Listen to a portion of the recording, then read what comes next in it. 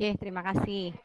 Baik, Bapak Ibu peserta pelatihan dan pendidikan dan pelatihan penulisan artikel ilmiah bagi kepala sekolah guru sekabupaten Banyumas yang berbahagia. Senang sekali pada pagi hari ini kita bisa kembali belajar bersama dan nantinya tentunya dengan dua narasumber kita yang sangat muda, cantik dan juga dengan segudang prestasinya. Nanti kita akan sedot bersama nggih kemampuan beliau, walaupun mungkin nanti tidak bisa kita terserap semuanya tentunya karena beliau berdua ini mempunyai pengalaman yang sudah sangat luar biasa. Kalau saya baca dari kurikulum vitae yang sudah beliau berikan kepada kami. Baik, untuk hari ini nanti kita akan membagi waktu menjadi dua sesi. Sebagai sesi yang pertama nanti kita akan belajar bersama dengan Mbak Aldila. Saya panggil Mbak ya Mbak karena masih sangat muda dan imut-imut. Dan nanti untuk Mbak Aldila ini nanti sampai pukul 11, jadi 1 jam. Monggo nanti dimanfaatkan untuk sesi pertamanya sebagai penyampaian materi, sekaligus nanti bisa langsung tanya jawab dengan Bapak Ibu peserta. Dan nanti pada pukul 11 nanti akan dilanjutkan oleh Ibu Lina sama penyampaian materi dan kemudian tanya jawab dengan Bapak Ibu peserta. Baik, sebelum kita akan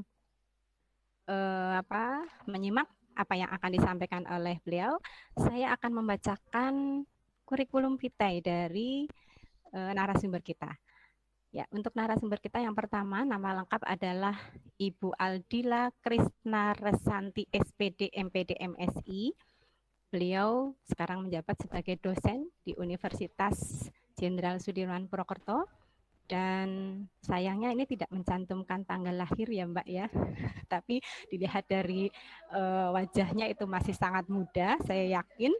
Walaupun muda, beliau ini adalah seorang dosen yang sangat berpengalaman dalam bidang penelitian dan riset ya.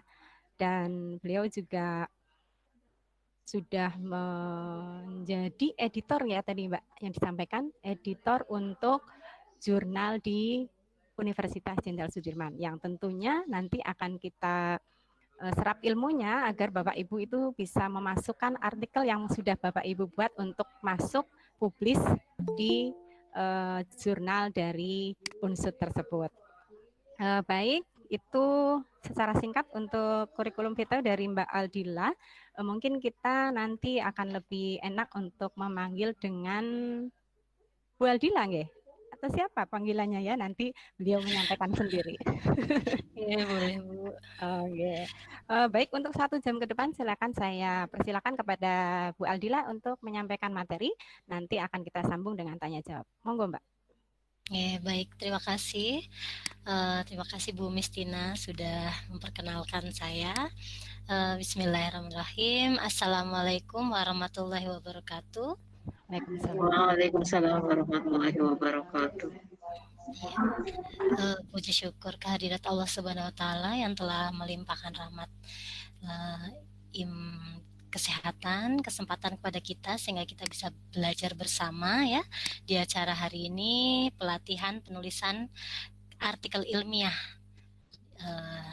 yang diselenggarakan oleh Banyumas Calakan Teacher Training Center batch pertama ya.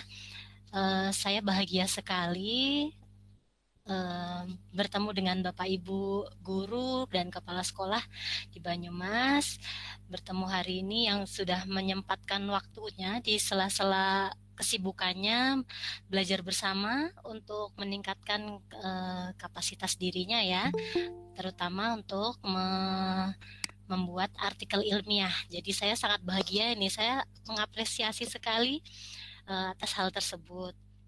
Saya juga berterima kasih kepada tim Banyumas Calakan sudah memberikan kesempatan kepada saya dan Bu Lina Rifda Novalin selaku editor di Sudirman Economic Education Journal untuk berbagi dengan Bapak Ibu guru dan kepala sekolah sekalian pada acara ini. Jadi karena kita waktunya sangat singkat nggih, Ini sistemnya santai saja nggih Bapak Ibu, yang penting kita belajar bersama. Jadi karena sesi pertama ini kita belajar tentang latar belakang masalah, secara umum pendahuluan. Karena di dalam pendahuluan itu terdiri dari latar belakang masalah, lalu ada rumusan masalah, lalu ruang lingkup, tujuan penelitian, dan manfaat penelitian. Non sewu, ini saya share screen atau Pak Yuli nggih yang saya share screen? Nggih, saya hentikan share screen dulu nggih. Ya. Nggih, Pak, matur nuwun. Nggih. Jadi nanti kita sistemnya diskusi saja nggih Bapak Ibu. Misalnya saya sudah punya list judul artikel dari Bapak Ibu, mungkin sesekali saya akan mengajak diskusi terkait dengan yang kita bahas saat ini. Baik, saya izin share screen nggih Bapak Ibu.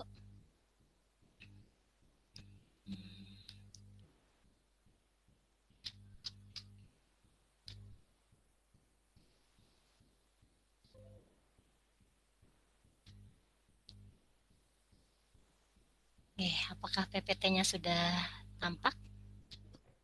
Sudah, Ibu. Oke, alhamdulillah. Jadi untuk sesi pertama ini kita akan membahas pendahuluan pada artikel ilmiah.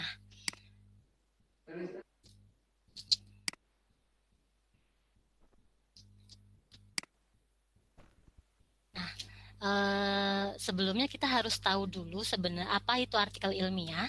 Jadi artikel ilmiah itu merupakan tulisan ilmiah yang dapat berbentuk ulasan atau review artikel maupun artikel penelitian atau research artikel dari laporan hasil penelitian yang ditulis kembali oleh para penulisnya untuk dipublikasikan dalam jurnal bereputasi.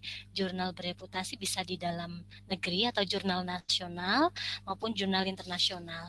Jadi kalau jurnal internasional perbedaannya dengan jurnal nasional itu, kalau jurnal internasional itu bahasa yang digunakan adalah bahasa internasional, ya, bisa bahasa Inggris atau bahasa lain. Nah, lalu karya tulis artikel ilmiah itu juga merupakan karya tulis yang isinya dapat berupa laporan yang tersusun secara sistematis dan bisa berupa hasil studi atau hasil penelitian yang disajikan kepada komunitas ilmiah tertentu. Insya Allah untuk kali ini Bapak Ibu sudah paham ya tentang artikel ilmiah itu sendiri itu apa. Nah,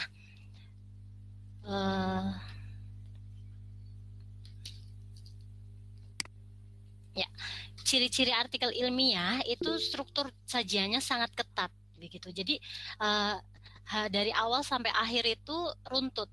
Biasanya terdiri dari bagian awal pendahuluan, bagian inti pokok pembahasan, dan ada bagian penutup begitu. Jadi tidak boleh terbalik-balik. Struktur sajiannya sangat ketat. Tidak boleh kesimpulan dahulu, baru setelah itu cerita pendahuluan, terus cerita metode, tidak boleh. Jadi harus runtut. Nah, yang kedua, komponen dan substansi. Komponen karya ilmiah itu bervariasi sesuai dengan jenisnya, namun semua tulisan mengandung pendahuluan, inti, penutup, daftar pustaka, dan karya yang dimuat dalam jurnal mempersyaratkan adanya abstrak dan sebagainya. Seperti yang disebutkan nomor 1 tadi ya. Lalu yang ketiga, sikap penulisnya objektif, tidak boleh subjektif. Terus yang keempat, penggunaan bahasa itu bahasa baku yang tercermin dari pilihan kata. Kalimatnya efektif, strukturnya baku, begitu. Jadi tidak boleh pakai bahasa gaul ya. Misalnya kalau di Jakarta kan lugue-lugue atau dan sebagainya, itu tidak boleh, harus menggunakan bahasa baku. Nah, untuk sistematikanya sendiri, sistematika dari artikel ilmiah itu berbeda-beda dari masing-masing jurnal. Intinya itu seperti tadi ya, ada bagian pendahuluan, ada bagian pembahasan, dan penutup. Kalau kita lihat, saya contohkan ini sistematika yang ada di jurnal Cakrawala Pendidikan UNY. Ini jurnalnya sudah Sinta 1. Sinta 1 itu ibaratnya sudah yang grade-nya terbaik di dunia perjurnalan di Indonesia.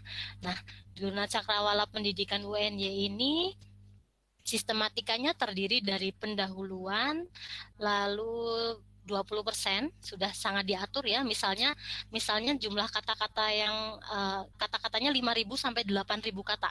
Berarti 20% dari 5.000 sampai 8.000 kata itu adalah bagian pendahuluan. Tidak boleh sampai 30%, tidak boleh sampai 50% begitu. Dan selanjutnya untuk metode 10%. Jadi sekitar 500 sampai 800 kata-kata yang ada di metode, bagian metode penelitian, lalu bagian hasil dan pembahasannya 60%. Selanjutnya yang terakhir simpulan dan daftar pustakanya 10%. Begitu.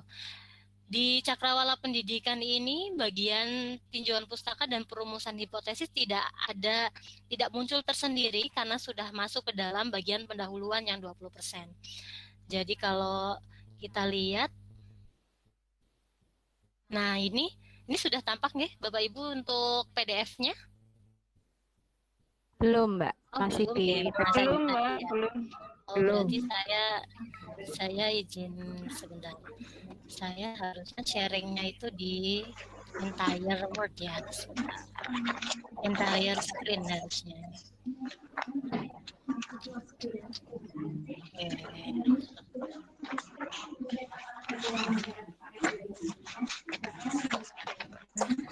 Kalau misalnya di Cakrawala Pendidikan, UNY seperti ini. Kalau kita lihat langsung, untuk ini sudah ya, PDF-nya langsung terlihat ya. Sudah. Oke, jadi untuk jadi di setiap jurnal itu memiliki panduan penulisan. Nah, Bapak Ibu kalau mau submit kepada suatu jurnal harus mengikuti panduan penulisan pada masing-masing jurnal.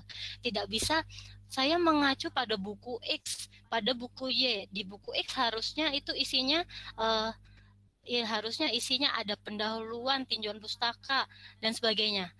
Jadi saya tidak mau mengikuti panduan penulisan yang ada di jurnal tersebut. Nah, itu tidak bisa. Jadi semuanya harus mengikuti dengan apa yang diminta oleh jurnal tersebut. Kalau di Cakrawala Pendidikan UNY, ini Sinta 1 dan Scopus 3. Scopus 3 itu lingkupnya dunia, lingkupnya internasional. Jadi itu sudah diakui sampai taraf internasional. Hebat sekali nih. Kalau submit ke situ, rata-rata waktu tunggunya lumayan lama Bapak Ibu, berbulan-bulan begitu. Terus seleksinya juga sangat ketat. Nah, kita lihat dulu ya nah ini proporsinya, lalu isinya apa saja? Isinya di bagian pendahuluan. Di bagian pendahuluan itu nanti disebutkan di situ di panduan penulisan. Bapak Ibu tinggal mengikuti apa yang diminta oleh jurnal tersebut gitu. Di pendahuluan diminta latar belakang masalah,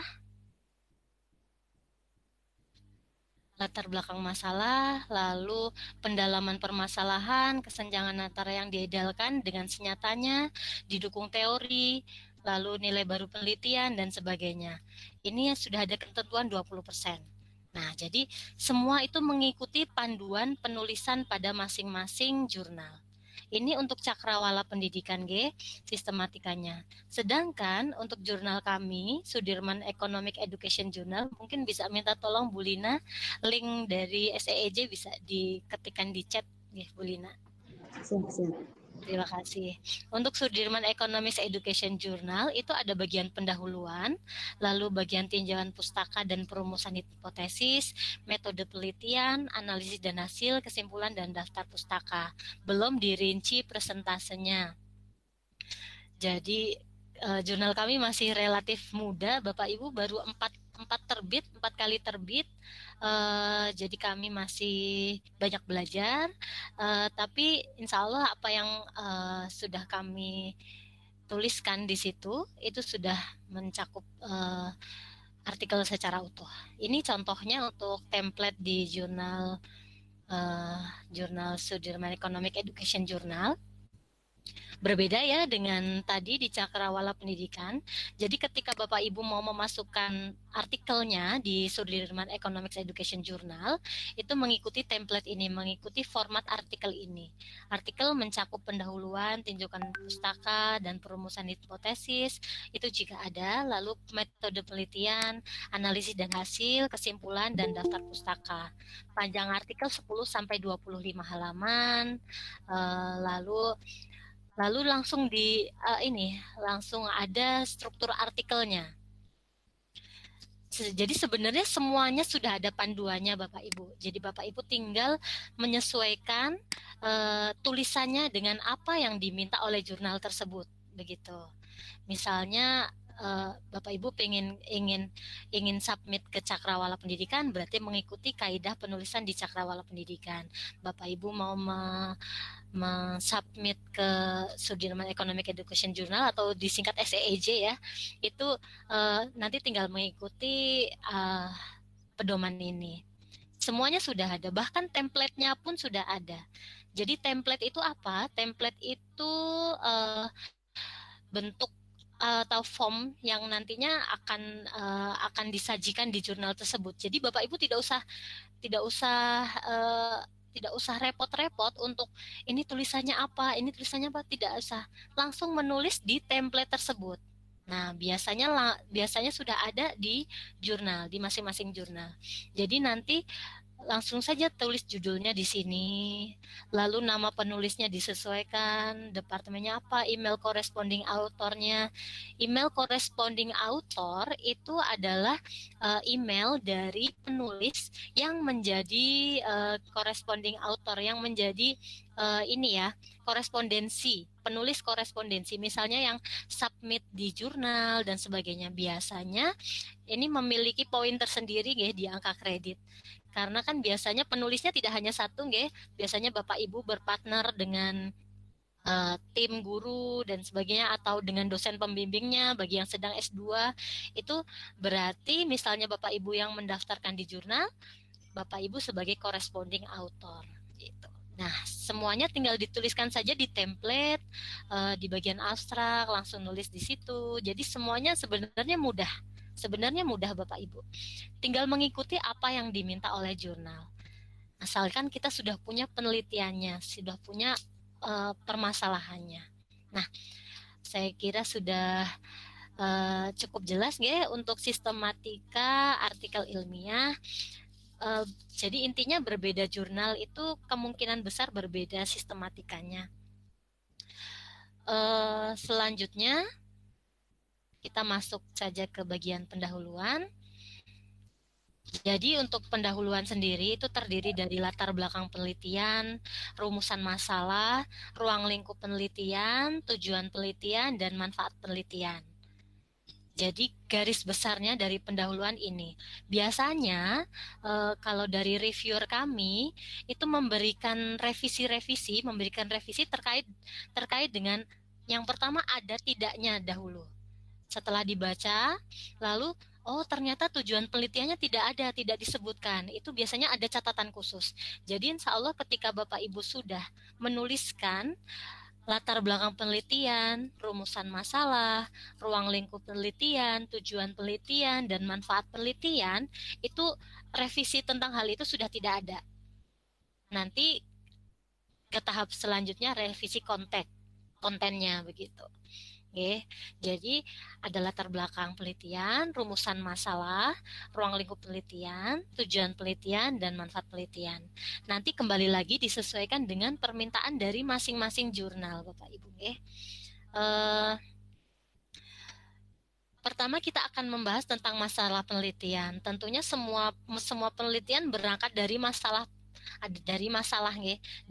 penelitian. Dari masalah penelitian. Masalahnya itu bisa berupa masalah aplikatif maupun masalah teoritis.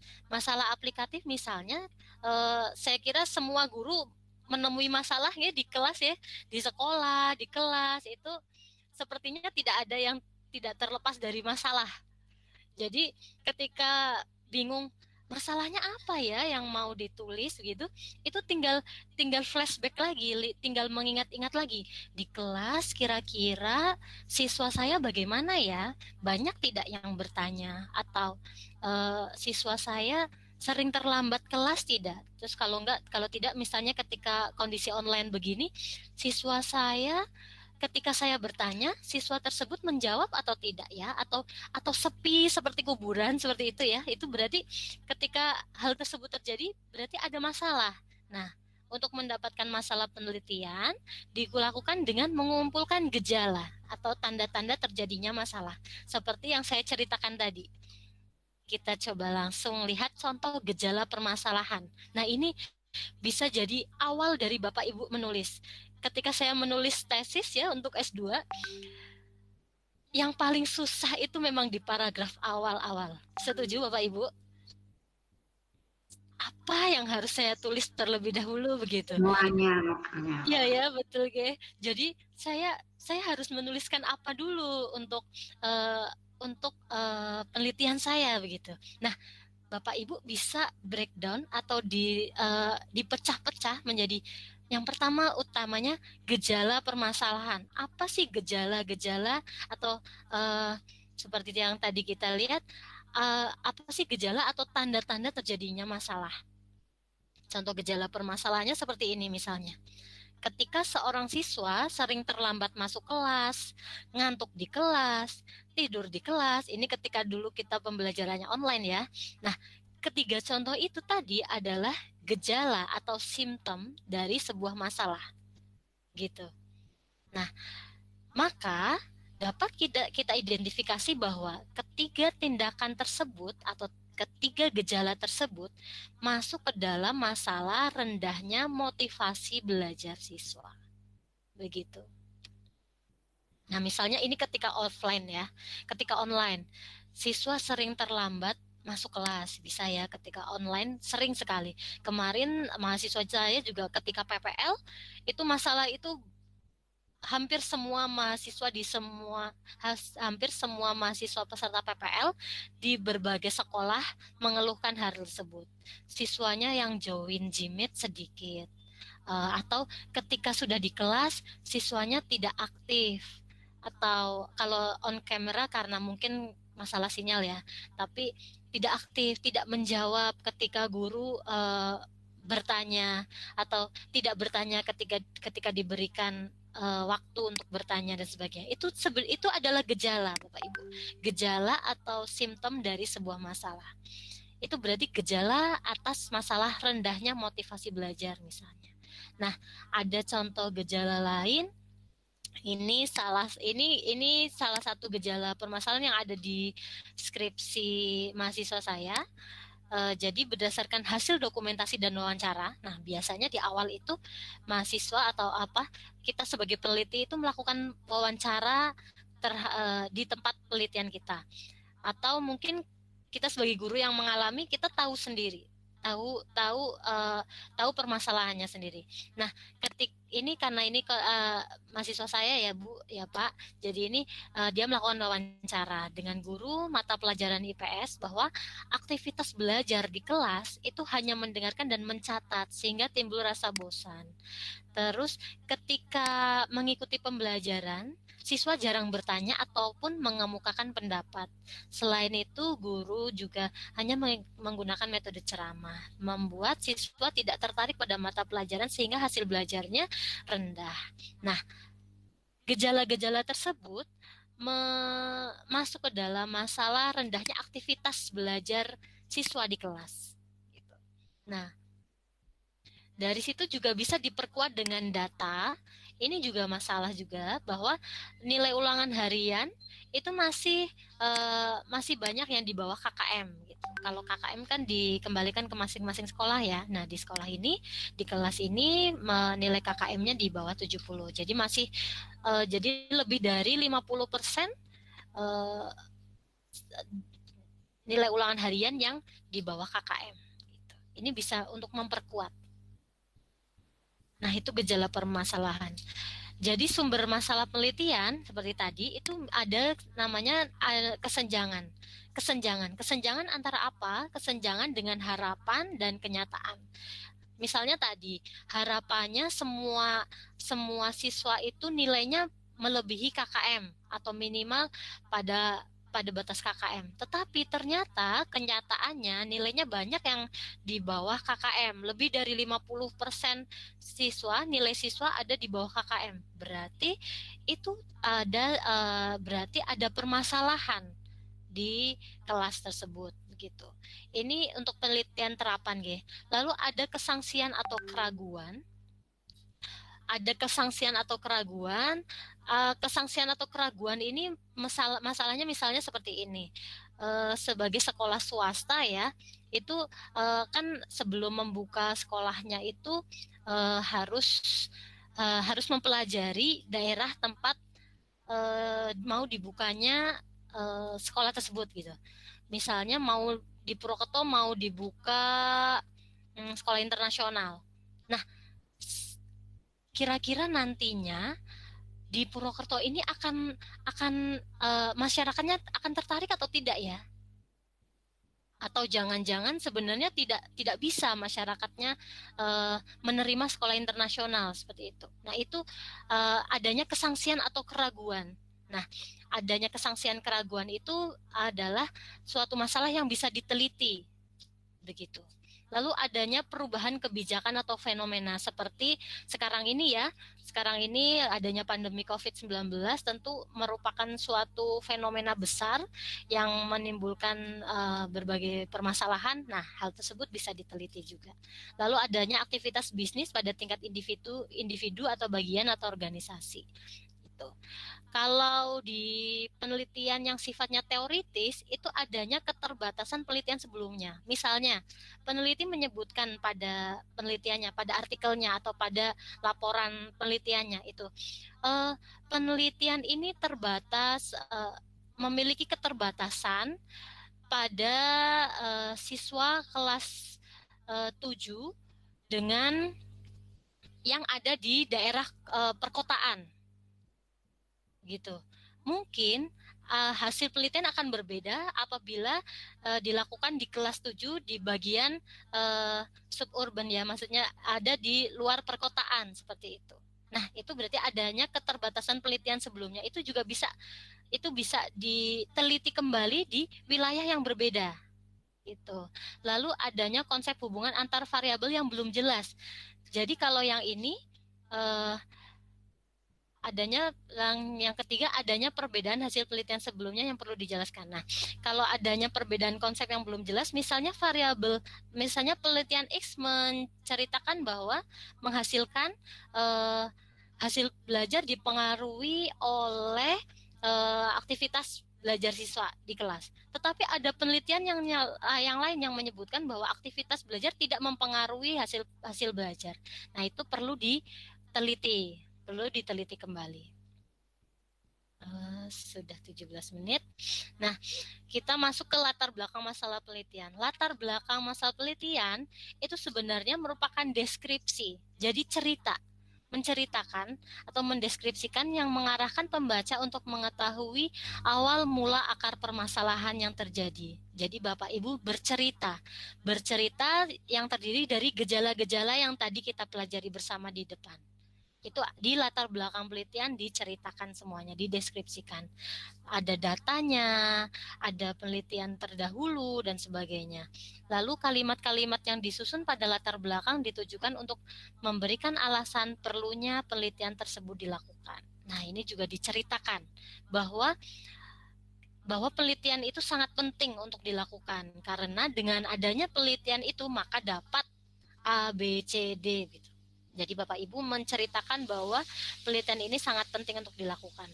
Nah, latar belakang berisi fakta atau gejala, lalu latar belakang berisi alasan logis alternatif penyelesaian masalah. Seperti tadi, misalnya gejalanya itu yang tadi di depan, aktivitas belajar siswa rendah, siswa tidak bertanya, siswa tidak menanggapi, dan sebagainya. Makanya ada solusi untuk itu. Nah, solusinya itu dari teori-teori yang ada. Misalnya, kalau dari mahasiswa saya itu bahwa pembelajaran kooperatif dengan make a match itu dapat meningkatkan aktivitas belajar siswa. Nah, lalu diceritakan alasan logisnya apa? Alasan logis itu menyajikan teori-teori yang atau hasil penelitian yang sudah membuktikan hal tersebut. Sudah membuktikan bahwa penelitian bahwa pembelajaran kooperatif dengan make a match itu dapat meningkatkan aktivitas belajar siswa. Itu maksudnya dari berisi alasan logis. Nah, ini ada penjelasannya secara runtut. Apa saja yang bisa ditulis di latar belakang masalah penelitian. saya ambil dari buku dosen saya, Bapak Dr. Agus Wahyudin, dosen UNES, Pendidikan Ekonomi UNES. Jadi dari bukunya Pak Agus itu menceritakan secara rinci apa saja yang perlu diuraikan pada latar belakang masalah penelitian. Yang pertama mengangkat pengantar tentang tema sentral penelitian. Yang kedua, deskripsi tentang pentingnya tema sentral penelitian atau menceritakan tentang variable dependent. Kalau tadi yang penelitian mahasiswa saya itu berarti variable dependentnya itu aktivitas belajar. Jadi variabel yang dipengaruhi, begitu. Jadi menceritakan tentang aktivitas belajar, menceritakan tentang hasil belajar, gitu. Karena aktivitas belajar secara hasil penelitian dapat mempengaruhi hasil belajar. Nah, itu diceritakan dulu di awal, diceritakan bahwa saat ini memang seharusnya pembelajaran itu berpusat pada siswa dan sebagainya. Diceritakan di awal, lalu masuk ke kenyataan yang ada pada tema sentral penelitian. Itu tadi misalnya diawali dengan berdasarkan hasil observasi dan wawancara peneliti di sekolah X atau sekolah Y, ditemukan bahwa seperti tadi yang ada di gejala itu ya, ditemukan bahwa aktivitas siswa di dalam kelas masih kurang, siswa jarang bertanya terhadap guru, ketika diminta menanggapi, siswa tidak menanggapi, dan sebagainya. Lalu dibuktikan dengan hasil belajar yang masih kurang pada pokok bahasan tersebut. Gitu. Itu masuk ke bahasan yang ketiga, kenyataan yang ada pada tema sentral penelitian atau variable dependent berdasarkan data. Nah, terus yang keempat, kesenjangan atau gap yang masih terjadi antara harapan dan kenyataan terhadap tema sentral penelitian. Padahal ini diceritakan bahwa sebenarnya ketika aktivitas siswa di kelas itu bagus atau ketika siswa aktif di dalam kelas, berdasarkan hasil penelitian X, dapat aktivitas siswa di kelas dapat meningkatkan hasil belajar siswa. Nah, diceritakan. Untuk itu, masuk ke nomor 5. Untuk itu, maka perlu adanya solusi, yaitu bisa dengan menggunakan metode pembelajaran X. Kalau yang mengacu contoh tadi, dengan metode pembelajaran kooperatif. Nah, terus diceritakan metode pembelajaran kooperatif menurut penelitian X adalah ini. Metode pembelajaran kooperatif telah terbukti mampu untuk meningkatkan aktivitas belajar siswa, terus apa dan sebagainya. Itu diceritakan dengan tentunya berdasarkan teori yang ada. Jadi bukan pendapat Bapak Ibu, tetapi berdasarkan teori yang ada, berdasarkan hasil penelitian yang ada, atau berdasarkan tinjauan pustaka dan sebagainya. Itu diceritakan. Setelah diceritakan, lalu nomor 6, lalu jadi lebih banyak hasil riset yang ditampilkan lebih bagus, karena berarti bahwa metode pembelajaran tersebut memang layak untuk diterapkan di kelas, sehingga sehingga nantinya sebagai dasar untuk penelitian ini gitu. Lalu kebaruan atau orisinalitas yang ditawarkan, lalu permasalahan penelitian dan pernyataan pentingnya penelitian untuk dilakukan.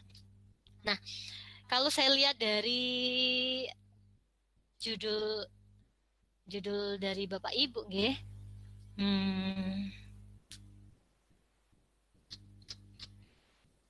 Saya ingin tahu dulu ini. Saya ingin tahu apa sih permasalahan penelitian dari Bapak Ibu. Saya share screen PPT-nya ya, Pak Ibu. Sebentar.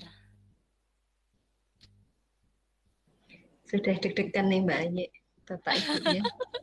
Enggak lah, Bapak Ibu biasa bercerita Mbak di kelas. Jadi insya Allah ini kan kita cuma ingin mendengarkan cerita ya dari Bapak Ibu ya. Nah, mana ini?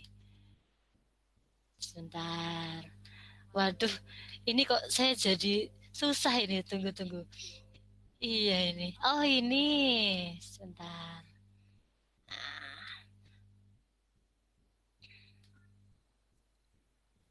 Nah, saya ingin langsung buat apa-apa ya Bapak Ibu ya. Saya langsung panggil. Langsung saja tuh Mbak Dila udah Langsung pada saja nunggu. ya. Iya, kayaknya sudah. Saya pengen cerita begitu ya. Nanti. Iya, udah gak sabar. Terima kasih. Saya ingin dengarkan permasalahan dari Bapak Fajar, Bapak Fajar Bahrun Najahi. Iya, Ibu. Oh, enggak Bapak. Oh, pas sekali Bapak on cam, Masya Allah. Terima kasih. Bapak, judul penelitiannya itu model pembelajaran SIMCO untuk mengoptimalkan pembelajaran VPN server di era pandemi pada peserta didik kelas 12 TKJ SMK Negeri 1 Putasari semester genap tahun pelajaran 2020-2021. Mungkin bisa diceritakan Bapak mulai dari gejala-gejalanya atau mulai dari hal apa yang membuat Bapak tertarik untuk mengangkat penelitian ini. Oke. Izin berbicara. Oke, Apakah suara saya terdengar? Jelas. Bismillahirrahmanirrahim. Assalamualaikum warahmatullahi wabarakatuh. Waalaikumsalam warahmatullahi wabarakatuh. Saya perkenalkan terlebih dahulu. Saya Fajar Bahrun dari SMK Negeri 1 Putasari. Ini mohon izin sebelumnya, walaupun ruang lingkup Banyumas Salam itu Banyumas, tapi saya mengambil semacam peluang dapat belajar. Semoga dari kegiatan tersebut ada banyak hal yang bisa saya peroleh kebermanfaatnya, khususnya di lembaga kami di SMK Negeri 1 Putasari di Purbalingga. Awal dari judul ini sebenarnya saya maknai ini pengalaman pada pelaksanaan pembelajaran daring, Ibu. Jadi bentuknya best practice karena kemarin pada saat saya ngobrol dengan tim penilai angka kredit dan dari rakor yang ada di tim PAPA pusat, yang saya tahu yang pertama yaitu belum bisa dilaksanakan PTK. Di PTK bisa dilaksanakan tapi belum bisa dipakai untuk kebutuhan angka kredit karena masih disangsikan hasil belajarnya siswa prestasi kalau pelaksanaannya masih daring karena tidak langsung guru bisa mengobservasi secara langsung di kelas seperti keadaan normal. Akhirnya dianjurkan untuk nyusun best practice, Ibu. Jadi akhirnya saya buat waktu itu idenya dari beberapa teman-teman MGMP sekolah kami, MGMP jurusan, MGMP TKJ. Bagaimana caranya agar selama pandemi ini seluruh siswa terutama di bidang keterampilan kejurusannya itu bisa mendapatkan keterampilan yang tidak terlalu jauh seperti yang diharapkan seperti keadaan normal. Akhirnya kami menyusun satu model pembelajaran yang mengkombinasikan antara strategi pembelajaran dengan teknik pembelajaran itu. Yang pertama yaitu karakteristik siswa kami, yaitu anaknya lebih suka menggerombol, artinya ngegrok begitu Bu. Nah, dan kebetulan objeknya itu anak kelas 12. Ya, jadi kalau anak 12 otomatis sudah kenal antara teman-temannya, artinya sudah ada kecenderungan mau berkumpul dengan siswa tertentu. Akhirnya kita manfaatkan ruang tersebut dengan cara melakukan simulasi. Jadi metode simulasi dengan model pembelajaran kooperatif. Terus kami kombinasikan dengan tim teaching, Ibu.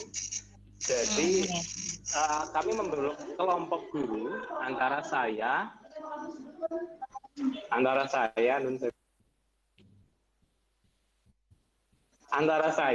terus ketua jurusan dan teman-teman yang lain agar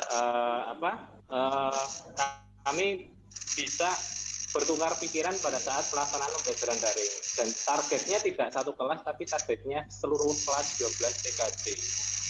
Akhirnya waktu itu, walaupun masih sketsa, akhirnya saya pikir ya udah saya tak buat best practice dulu. Dan saya coba membaca beberapa artikel jurnal yang di dalamnya juga ada pengalaman terbaik, masuk di prototyping juga, bagaimana guru itu memberikan award atau penghargaan pada saat pembelajaran daring. Akhirnya waktu itu siswa saya inventaris, Bu. Jadi saya waktu itu karena best practice nih, Bu, saya lihat, oh ini enggak ada metode penelitiannya itu. Nah, jadi saya kesulitan saya mungkin pertanyaannya, kalau masuk di jurnal untuk best practice atau tinjauan ilmiah yang memang di buku 4 itu, buku 4 pengembangan keprofesian berkelanjutan itu tidak ada metode penelitian yang saklek, nanti bagaimana cara kita memparafrase atau mengemas tersebut agar nanti bisa terbit di jurnal.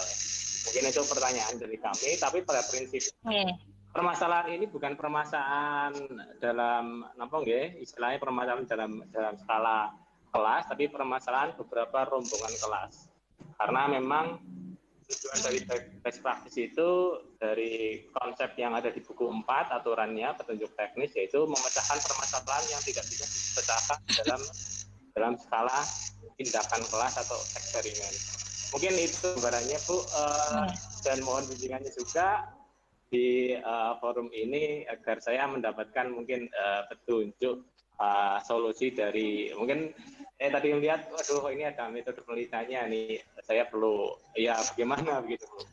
Matur nuwun. Ya Bapak, baik, terima kasih sekali Bapak dari Purbalingga Kutasari ya. Tadi berharga sekali informasinya. Memang secara logika, memang ketika kita menerapkan penelitian tindakan kelas di era pandemi ini pasti banyak mengalami kendala, nggih. Makanya dianjurkan untuk best practice. Tetapi memang kalau untuk diterbitkan di jurnal, memang dalam bentuk best practice ini memang betul seperti tadi, memang sebaiknya diparafrasekan gitu menurut saya. Kemarin juga di artikel-artikel yang masuk ke Sudirman Economic Education Journal juga ada beberapa artikel yang best practice Bapak. Dan review dari reviewer itu memang mohon diparafrasekan karena ini adalah penelitian begitu, bukan menceritakan tentang ini. Dan itu sebenarnya bisa insya Allah bisa bisa disiasati sebenarnya kan itu pada dasarnya itu sama-sama ada permasalahan yang harus dipecahkan atau yang harus dicari solusinya. Begitu kan, misalnya tadi karena keresahan era pandemi, padahal anak-anak kelas 12 sukanya kumpul-kumpul, pembelajaran lebih mudah diterima ketika mereka berinteraksi dengan temannya, itu menimbulkan keresahan dari guru-guru, bagaimana ini model, metode apa yang sangat cocok diterapkan untuk kondisi ini, begitu kan ya Bapak? Nah, itu sebenarnya adalah suatu masalah begitu, yang menimbulkan atau yang menarik untuk Bapak Ibu guru untuk dicari solusinya begitu. Nah, kalau best practice menurut saya itu kan sebenarnya lebih ke penelitian kualitatif ya Mbak Lina ya. Nanti memang bisa diceritakan di bab 3 itu, betul Pak. Jadi memang nanti penjelasannya itu dalam bentuk deskripsi, bukan dalam bentuk angka. Lalu ya bisa. Itu nanti menimbulkan pertanyaan penelitiannya bagaimana penerapan model ini untuk mengatasi permasalahan ini, atau bagaimana penerapan metode ini di kelas begitu. Itu bisa Pak.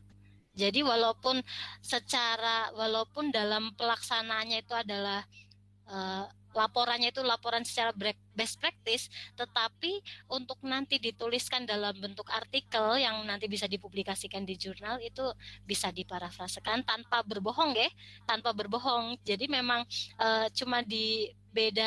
cuma berbeda dalam penulisannya saja begitu. Itu tetap dilakukan, tetap hasilnya juga tetap sesuai dengan hasil penelitian dan sebagainya. Jadi tidak berbohong, tetapi bisa di wadah, maksudnya bisa bisa dipublikasikan di jurnal. Itu Bu Lina mungkin bisa ditambahkan itu nanti ketika pembahasan untuk metode ya, menarik. Soalnya memang fenomena sekarang seperti itu. Dan kalau kita lihat dari judulnya memang banyak yang PTK, nggih. Gitu. Terima kasih Pak Fajar, menarik sekali ini tadi ceritanya karena sangat berkaitan dengan kondisi saat ini. Jadi Pak Fajar stay tune, tetap insya Allah tetap ini ya, karena tetap di pelatihan ini karena besok akan insya Allah terjawab untuk hal tersebut. Terima kasih Pak Fajar. Mari saya mau bertanya satu lagi karena ini sudah 10.35 ya, cepat sekali ternyata sudah 35 menit. Saya ingin dengarkan dari, karena tadi sudah Bapak G, sekarang dari Ibu Guru, tadi SMK, sekarang kita turun ke SMP.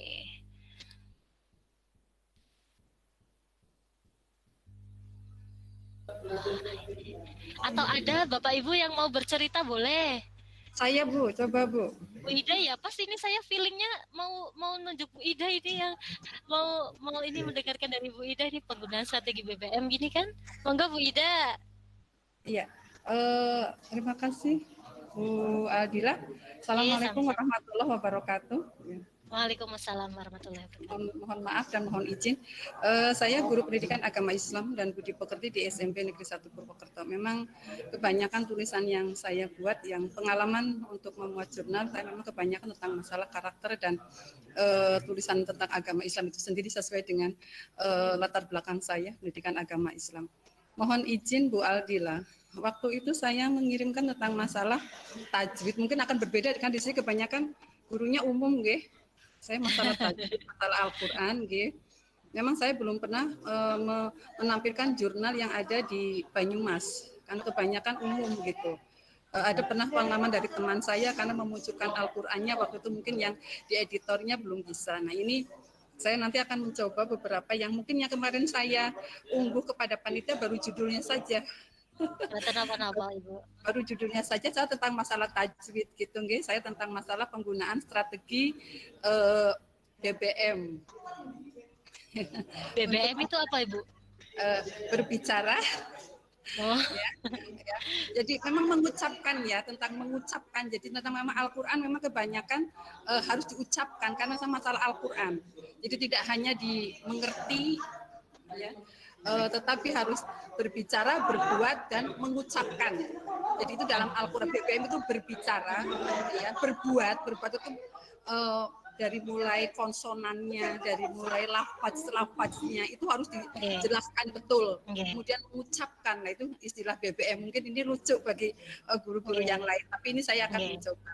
Dan kekhawatirannya apa Bu? Kekhawatiran atau permasalahan yang Ibu ya maaf karena sekolah SMP, sekolah umum ya, sekolah umum itu pastilah yang namanya bacaan Al-Quran itu masih begitu, dan anak-anak juga masih sangat minim ya, bukan tidak ya 50-50 lah antara yang bisa dan yang tidak bisa. Bahkan yang satu kelas ada yang hanya bisa 1-2 yang lafaznya itu betul-betul mahrojnya, kemudian tartilnya yang luar biasa hanya 1-2 per kelas itu, yang mereka betul-betul bisa menentukan agama melafazkan tentang tajwid Al-Quran itu sendiri.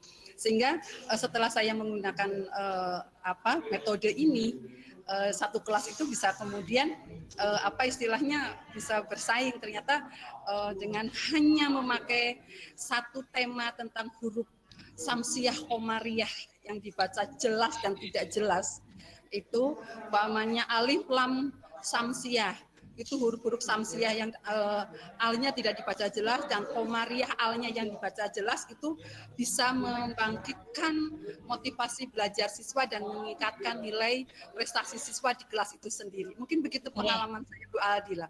Kemudian yang kedua Bu Aldila, sedikit saja saya, kebetulan saya juga ini sedang mencoba untuk menulis ya, ini berkenaan dengan masalah COVID saya tentang masalah kemiskinan Bu. Kemiskinan penyebab solusinya dalam perspektif agama Islam dalam Al-Quran ini kan lagi tadarus ya ini. Dikit-dikit kita melihat ternyata semua hal, termasuk karena kemiskinan, karena pandemi, karena alam, faktor alam maupun faktor manusia itu ada semua dalam Al-Quran. Dan nanti saya akan mencoba mengirim yang materi ini, yang kalau ini kan PTK ya, yang untuk itu PTK. Kalau ini saya yang tulisan saya dulu, saya akan mencoba nanti mudah-mudahan bisa diteliti oleh dinilai oleh Bu Aldila. Itu aja Ibu. Terima kasih semuanya. Assalamualaikum warahmatullahi wabarakatuh. Waalaikumsalam warahmatullahi wabarakatuh. Baik Bu Ida, terima kasih. Kalau saya lihat dari judulnya Bu Ida, penggunaan strategi BBM untuk meningkatkan pemahaman tajwid dan mufrodat ayat Al-Quran tentang perilaku optimis, ikhtiar, dan tawakal siswa kelas 9F SMP Negeri 1 Purwokerto semester Gasal tahun pelajaran 2018-2019. Ini alma mater saya, Ibu Ida, tapi saya belum kenal Ibu sepertinya. Saya udah lama di SMP 1. Jadi kalau melihat dari judul ini, berarti di awal itu Ibu Ida menceritakan pentingnya pemahaman tajwid dan mufrodat ayat Al-Quran begitu. Nanti mungkin saya belum karena belum ada artikelnya ya. Tadi juga saya belum bertanya lanjutan.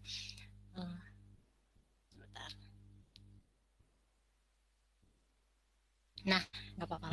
Itu jadi pertama bercerita tentang itu, Bu Ida. Mungkin untuk sekarang ya, Bu. Terus nanti setelah itu bahwa pemahaman itu penting, lalu Bu Ida menceritakan tentang bagaimana kondisi pemahaman tentang tajwid tersebut, gitu. Bu Ida sampun sudah demikian, G? Iya Pak, iya Bu mohon. Iya jadi tentang masalah tajwid ya. Memang anak-anak itu lancar, banyak yang lancar, tapi tajwidnya ini yang terpenting, tajwid yang masih harus kita latih. Ya. Betul, karena artikel ilmiah itu dibatasi hurufnya, dibatasi halamannya, jadi nanti ketika menuliskan hal tersebut itu mungkin Bu Ida bisa singkat, padat, tapi memberikan bukti nyata bahwa memang siswa belum cukup memahami tentang tajwid, mungkin dengan data nilai atau nanti ketika Bu Ida mengadakan suatu observasi awal, misalnya memberikan pertanyaan pada siswa, ternyata dari 40 siswa 32 siswa yang menjawab benar baru 5 orang. Nah, itu nanti bisa disajikan di latar belakang masalah, Bu. Jadi masalahnya itu jelas terbaca, jelas bahwa itu merupakan masalah begitu. Yeah. Baik sekali Bu, memang masalah tajwid itu memang susah ya Bu untuk dipahami, apalagi kalau hanya sekedar hafalan. Betul ya Bu Ge? Iya gampang. Ya susah bagi yang tidak terbiasa. Kalau sudah terbiasa tadarus ngaji, insya Allah semuanya bisa. Betul. Susah kan nanti tidak bisa Bu Aldi. Betul Bu. Makanya memang bagus sekali Bu Ida melakukan inovasi untuk meningkatkan pemahaman tajwid siswa di kelas, karena memang sebagian besar waktu siswa ada di kelas, nggih Bu. Terima kasih Bu Ida untuk sharingnya. Ya, baik. Terima kasih Bapak Ibu, sudah 2 Bapak Ibu guru yang bercerita. Kita lanjutkan ya. Jadi kita sudah latar belakang, rumusan sudah jelas, sumber masalahnya juga sudah. Selanjutnya ini tadi bisa dibaca kembali, bisa misalnya dilihat lagi tulisan Bapak Ibu. Oh saya belum kuat di menceritakan tentang variabel dependent atau seperti tadi pemahaman siswa akan tajwid, atau tadi seperti Bapak siapa tadi ya? Maaf saya lupa. Bapak Fajar, seperti Bapak Fajar itu menceritakan tentang ini, bahwa pandemi itu menimbulkan interaksi antar siswa kurang begitu, maka ada metode-metode yang bisa dijelaskan, bisa diterapkan begitu. Nah, kalau ini jenis rumusan masalah, ada rumusan masalah deskriptif, itu bisa Bapak Fajar bisa masuk ke sini. Jadi berkaitan dengan pertanyaan terhadap keberadaan variabel mandiri, baik hanya pada satu variabel atau lebih. Jadi peneliti tidak membuat perbandingan dan mencari hubungan variabel. Contohnya, bagaimana pembelajaran IPS di SMP Banyumas, seberapa tinggi efektivitas alat peraga terhadap tingkat pemahaman siswa, begitu. Jadi rumusan masalah deskriptif. Lalu ada rumusan masalah komparatif. Adakah perbedaan hasil pembelajaran metode ceramah dengan diskusi? Itu komparatif, membandingkan. Lalu ada rumusan masalah asosiatif. Asosiatif itu hubungan. Ada yang hubungan simetris, dua variabel atau lebih yang kebetulan muncul bersama. Contohnya, adakah hubungan antara fasilitas sekolah dengan prestasi siswa? Nah, ini yang sepertinya jarang diangkat, nggih, Bapak Ibu, penelitian-penelitian model yang seperti ini. Padahal sebenarnya Bapak Ibu memiliki sumber data yang banyak sekali dan mudah untuk diperoleh begitu. Misalnya Bapak Ibu di sekolahan prestasi siswa itu kok dari tahun ke tahun malah turun. Nah, berdasarkan teori-teori yang ada, prestasi dipengaruhi oleh faktor internal dan faktor eksternal misalnya. Faktor internal itu dari diri siswa sendiri, faktor eksternal itu dari sekolah, misalnya dari fasilitas, dari apa. Nah, itu sebenarnya bisa diteliti. Pengaruh hubungan antara fasilitas sekolah, lalu antara apa dengan prestasi siswa, itu juga bisa diteliti Bapak Ibu, dan itu bisa dipublikasikan juga, bisa untuk artikel ilmiah juga, tapi sepertinya masih jarang yang mengangkat hal-hal seperti ini. Lalu untuk kausal, hubungan bersifat sebab akibat, seberapa besar pengaruh media pembelajaran terhadap peningkatan nilai siswa. Jadi pengaruh X terhadap Y, pengaruh X1, X2, X3 terhadap Y. Pengaruh sosial ekonomi orang tua, literasi ekonomi, dan misalnya terhadap konsumerisme siswa, itu juga bisa diangkat Bapak Ibu. Jadi sebenarnya ada banyak sekali topik-topik penelitian, tema-tema penelitian yang bisa diangkat, tidak hanya sekedar meningkat penerapan metode ini terhadap ini, efektivitas penerapan ini untuk ini dan sebagainya. Tidak hanya itu, tapi sebenarnya ada banyak sekali yang bisa diangkat untuk diteliti Bapak Ibu. Lalu interaktif atau timbal balik, hubungan yang saling mempengaruhi. Contoh, bagaimana hubungan motivasi dengan prestasi, itu juga bisa. Jadi tidak hanya apakah metode ini dapat berpengaruh, tapi bisa hubungan motivasi, lalu budaya sekolah dan sebagainya terhadap prestasi belajar siswa, itu juga bisa diangkat. Nah, contoh rumusan masalah itu ini masalah ini saja, masalah penulisan ya. Kadang ada beberapa penulisan yang kurang pas. Ini kalau penulisan yang bisa diadopsi, misalnya berdasarkan latar belakang di atas dapat dirumuskan masalah rendahnya aktivitas belajar siswa dan rendahnya hasil belajar siswa. Nah, berdasarkan masalah yang dimukakan tersebut, maka dirumuskan masalah penelitian. Jadi berbeda ya, rumusan masalah dengan rumusan masalah penelitian itu berbeda. Ketika rumusan masalah itu intisari dari latar belakang masalah yang sudah diceritakan itu tadi.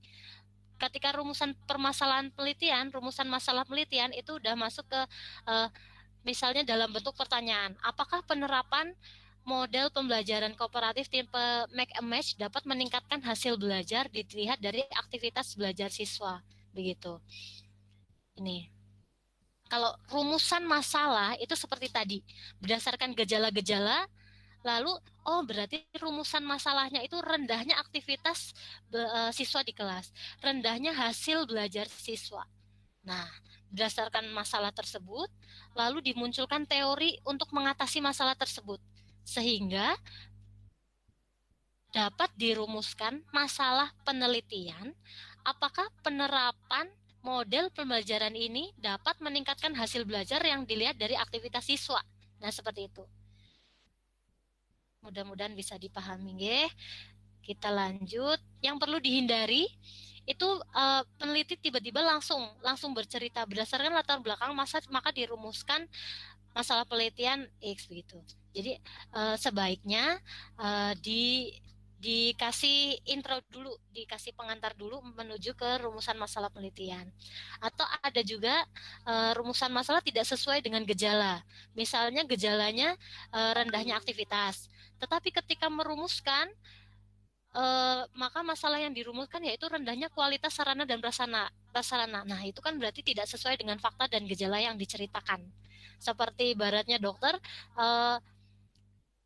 seperti halnya dokter kepada pasien ya, gejalanya itu demam berdarah tapi diagnosanya dia MAH misalnya.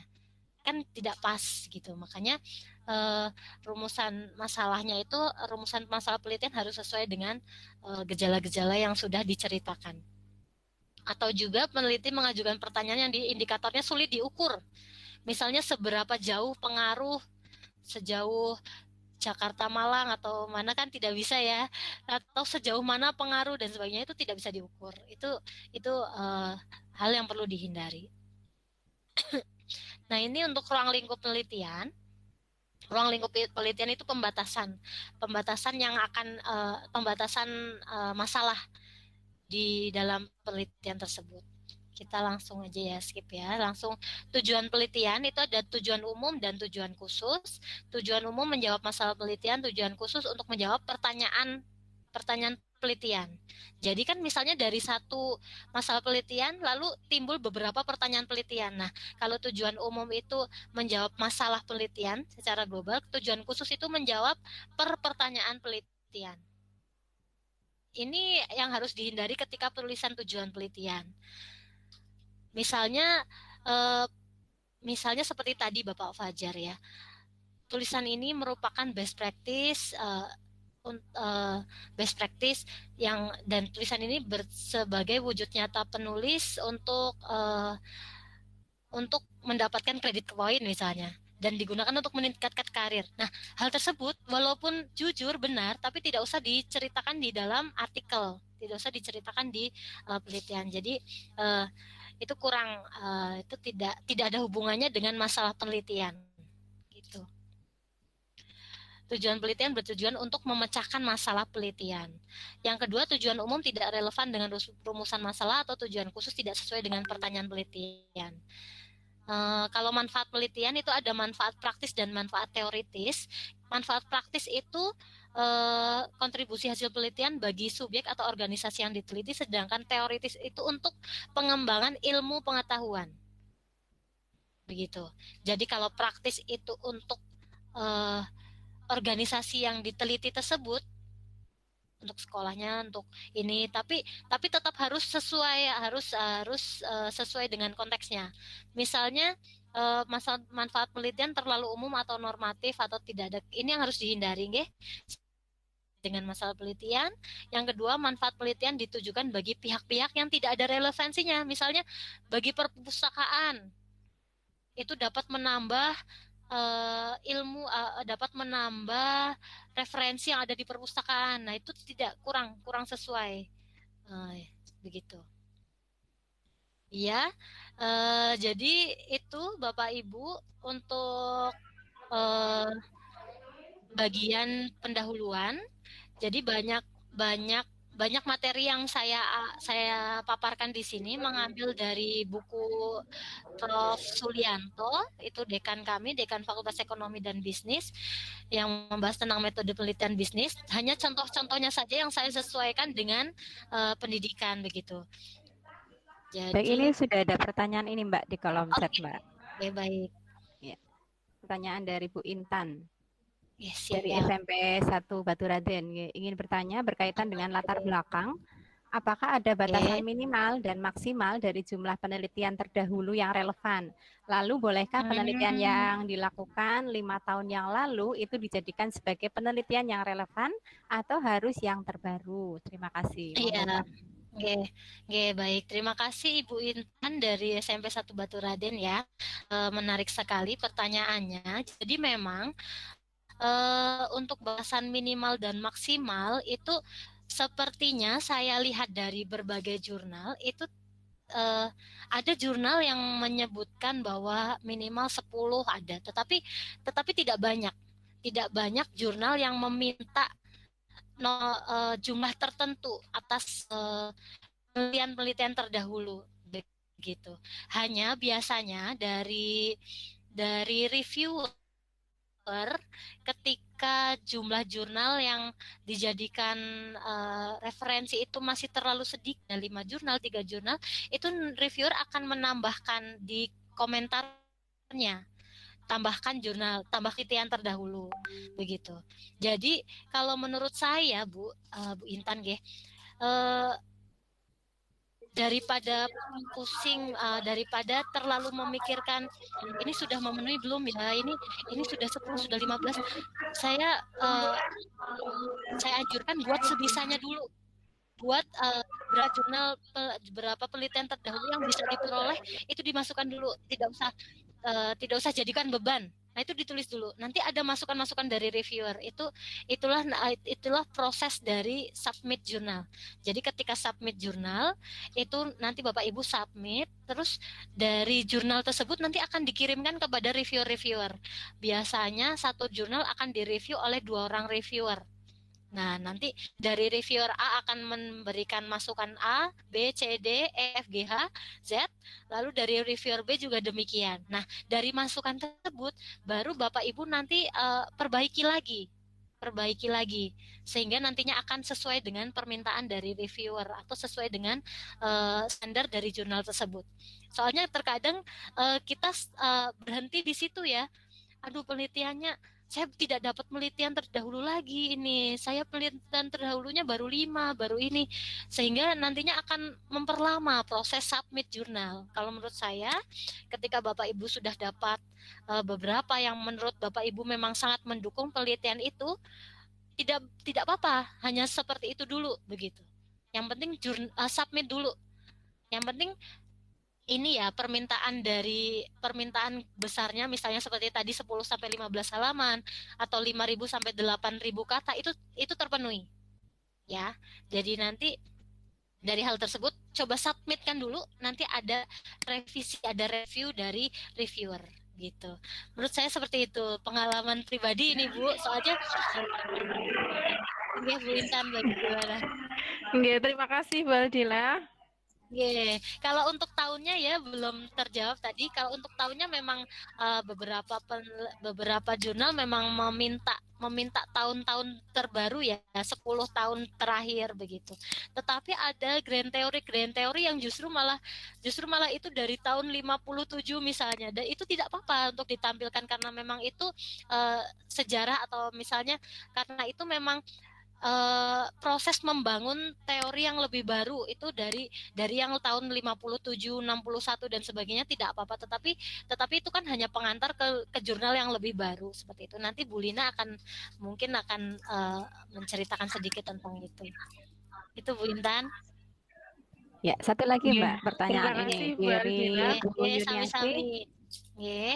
Dari Bu Yuni nih, mohon izin bertanya, ada bahasan best practice secara khusus tidak ya terkait struktur, gaya selingkuh dan sebagainya? Monggo Mbak. Oh iya, kalau untuk pelatihan kita saat ini lebih ke artikel secara umum begitu. Mungkin kalau jadi kita dari tim Banyumas Calakan dan dari kami memang untuk pelatihan penulisan artikel ilmiah ini memang lebih ke artikel secara umum begitu. Untuk best practice mungkin di pembahasan lain atau mungkin nanti sedikit seperti tadi untuk menjawab Pak Fajar juga, bagaimana biar best practice tulisan best practice tersebut dapat diakomodir, dapat terpublish, dapat dipublikasikan di jurnal-jurnal begitu Ibu Yuni. Baik. Itu permintaan kepada tim Banyumas Calakan itu untuk Hai Mbak. Soalnya memang dibutuhkan Bu Misina. Iya betul sekali. Kalau di guru itu memang selain membuat PTK itu banyak juga yang membuat best practice, karena selain lebih simpel, untuk angka kreditnya cukup lumayan, nilainya 2. Iya, saya pernah jadi guru Bu, jadi saya pernah jadi guru, jadi saya sangat paham betapa tuntutan tugas administrasi itu memakan waktu banyak ya Bu. Iya, Jadi betul, memang hebat sekali ketika Bapak Ibu guru itu menyempatkan untuk membuat artikel, melakukan penelitian, itu butuh effort, butuh usaha yang luar biasa. Jadi saya senang ini ketemu Bapak Ibu di sini karena memang tidak mudah untuk membuat penelitian dan menyusun artikel. Jadi sepertinya waktunya sudah habis ya Bu. Iya betul, ini pas saat ini jam 11 nih. Monggo untuk penguatan mungkin Mbak Aldila, monggo nanti sebelum ke Mbak Lina. Iya, jadi untuk bagian pendahuluan memang yang paling utama itu permasalahan ya. Jadi memang benar-benar permasalahan yang dituliskan itu memang permasalahan yang dihadapi oleh Bapak Ibu. Jadi ketika Bapak Ibu bingung apa yang dituliskan, cukup merenung dan flashback ya, ibaratnya memutar ulang siswa di kelas saya bagaimana, lalu seharusnya bagaimana. Nah, itu sudah bisa dijadikan tulisan. Dari permasalahan itu, hal itu bisa diatasi dengan hasil penelitian ABCD, itu bisa diatasi dengan hal tersebut. Begitu. Jadi karena yang paling susah itu mengawali, jadi awalilah dengan hal yang sudah sangat Bapak Ibu pahami, yaitu kejadian atau hal-hal yang Bapak Ibu rasakan dan alami sendiri. Itu bisa untuk mempermudah Bapak Ibu untuk menulis. Begitu Bu Miss Tina dari saya. Ya. Terima kasih Mbak Aldila. Terima kasih untuk perhatian Bapak Ibu semua. Dari saya mohon maaf Bapak Ibu. Ya, assalamualaikum warahmatullahi wabarakatuh. Waalaikumsalam. Waalaikumsalam. Terima kasih Mbak Aldila atas penjelasan materi untuk pertama ini, dan insya Allah nanti besok kita juga masih ketemu lagi ya untuk materi yang berikutnya. Bagi Bapak Ibu yang mungkin tadi mau bertanya tapi karena waktu yang dibatasi, mungkin besok bisa ditanyakan kembali jika waktunya memungkinkan.